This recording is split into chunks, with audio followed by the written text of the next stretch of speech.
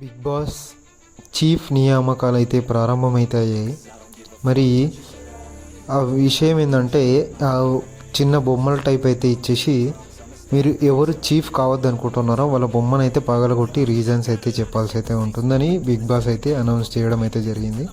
మరి దాని ప్రకారంగా నిఖిల్ వచ్చేసి ఓం బొమ్మ అయితే తీసుకొని మొన్న గొడవ అయినప్పుడు మీరు ఏం చేశారు, మీరు ఆపాలి కానీ గొడవ వెనకాల నిలబడి ఉండడం అయితే కరెక్ట్ కాదు.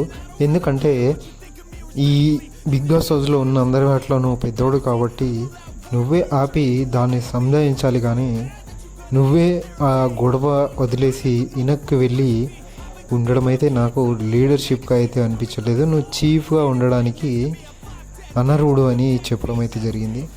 అయితే దానికి ఓం అయితే ఏమన్నాడంటే, ఆయన వచ్చేసి నాది తప్పు బ్రో, నిజంగానే నేను అలా చేసి ఉండాల్సింది కాదు, నేను అప్పుడు చూడలేదు, వాళ్ళ వెనకాలైతే నిలబడి ఉన్నాను, మరి దాన్ని నన్ను క్షమించడని అయితే ఓం అయితే చెప్పడం జరిగింది. మరి చీఫ్ నియామకాల ప్రారంభ దశ విధంగా ఒక్కొక్కరిని అయితే నామినేట్ చేయడం అంటే ఆ బొమ్మను అయితే పగలగొట్టి వాళ్ళ రీజన్స్ అయితే వాళ్ళైతే చెప్పడం జరిగింది. లాస్ట్కు ఒక ప్రేరణ అయితే ఉండడం అయితే గమనించి ఉంటారో. మరి చీఫ్ నియామకాల్లో ఎవరు ఉంటారో తెలీదు, ఎపిసోడ్ చూస్తే అర్థమవుతుంది.